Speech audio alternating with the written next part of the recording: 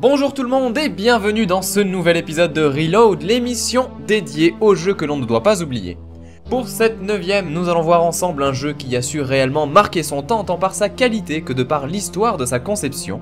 On se lance donc sans plus tarder dans les origines de ce jeu culte à l'univers incroyable Another World. La première chose qui nous marque lorsqu'on farfouille un peu dans l'histoire de la création de Another World, c'est que tout a été fait par une seule et unique personne nommée Eric Chahi. Ce personnage avait toutes les compétences nécessaires, graphiste, programmeur, créatif et bourré de bonnes idées. Il est à l'origine de quelques jeux marquants de l'époque comme Jeanne d'Arc ou encore Voyage au centre de la Terre sur Amiga, et en 1989, il entre chez Dolphin Software où il va travailler en tant que graphiste sur les Voyageurs du Temps, en collaboration avec Paul Cuisset. Ce jeu est un point and click de grande qualité à l'univers très atypique, marquant mais qui a clairement défini les penchants artistiques des deux concepteurs.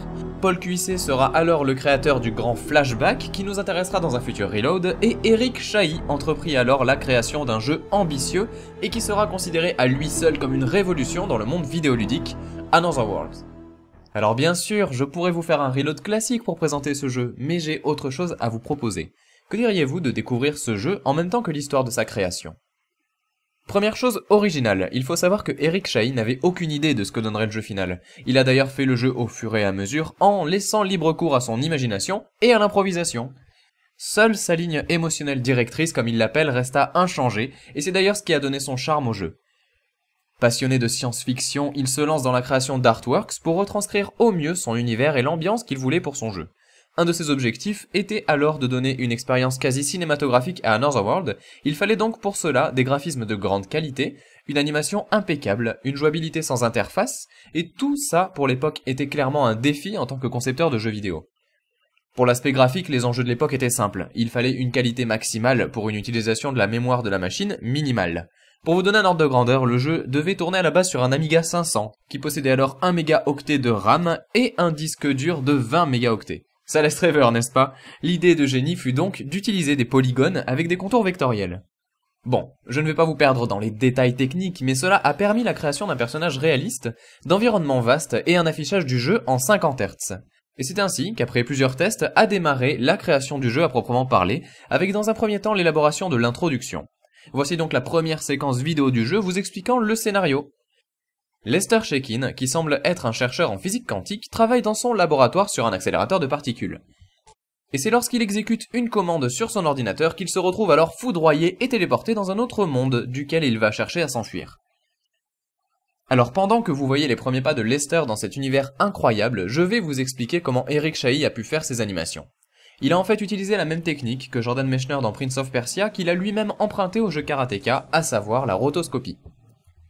Cela consiste en l'utilisation d'un calque pour reproduire fidèlement une animation filmée. Bon alors c'est un peu du système D car autant vous dire qu'on est très loin du motion capture actuel, mais ça avait le mérite de proposer des animations réalistes comme la course du personnage, ou alors le dérapage de la voiture que vous avez vu en intro en utilisant une miniature. Après cette course effrénée contre une bête féroce, nous voici nez à nez avec un être très particulier, qui va en fait enlever Lester et le retenir prisonnier. C'est ainsi que vous faites connaissance avec l'ami, un personnage clé de l'aventure qui vous aidera à plusieurs reprises. Vous voilà libre, vous pouvez maintenant ramasser une arme qui va vous servir à plusieurs reprises dans le jeu. D'ailleurs, petite démonstration. Voici d'une part l'objet qui a été utilisé pour modéliser l'arme, et d'autre part la vidéo qui a ensuite été traitée par rotoscopie. Je pense que vous serez d'accord pour dire que l'animation qui en résulte est de toute beauté. Et c'est parti pour la grande évasion. Le pistolet peut avoir plusieurs utilités. La première, tirer et tuer un ennemi. En chargeant vos tirs quelques secondes, vous pouvez créer un bouclier qui arrêtera les tirs de vos ennemis, et en chargeant plus longtemps, vous pourrez réaliser un tir dévastateur qui aura pour effet de briser les boucliers de vos adversaires ou certains éléments du décor. D'ailleurs, pensez bien à recharger votre arme de temps en temps car elle n'a pas une batterie illimitée. On enchaîne donc sur des phases de jeu haletantes dans un univers enchanteur, et quand on repense au fait que tout a été improvisé au fur et à mesure, on se dit quand même que ce Eric Chahi en avait dans la caboche, et qu'il avait quand même beaucoup d'imagination. Afin de rythmer le jeu, on va donc alterner entre phases de plateforme classiques, phases d'action, phases de fuite, ponctuées d'événements originaux. Par exemple ce passage dans les conduits d'aération qui tombe à point nommé pour vous surprendre une nouvelle fois.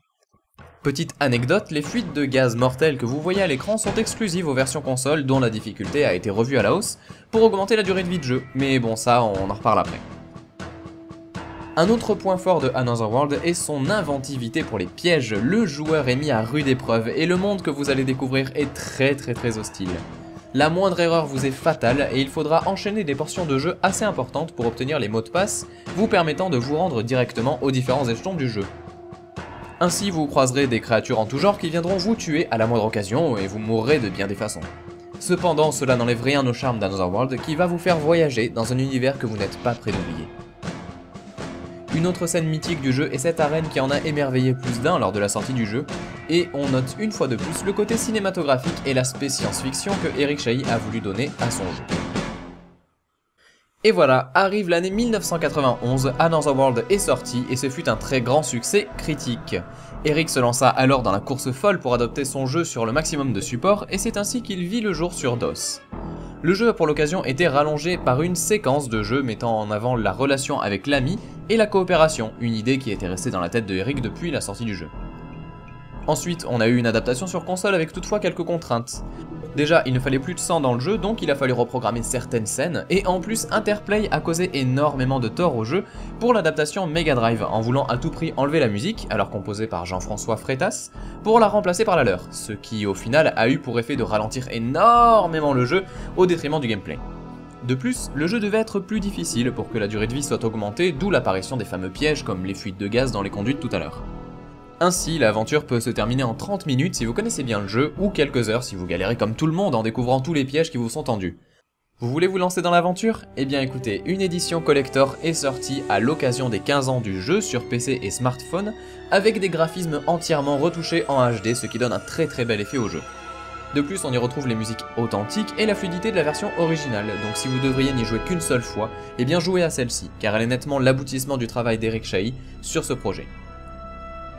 Ce personnage très ambitieux, très imaginatif et qui d'ailleurs a une vision du jeu qui est devenue aujourd'hui légendaire, eh bien a entrepris de nouveaux projets. Après Another World, il lui fallait un successeur et donc une fois de plus il propose un univers très particulier, même si bien différent. Mais ça, c'est ce qu'on verra dans un prochain épisode.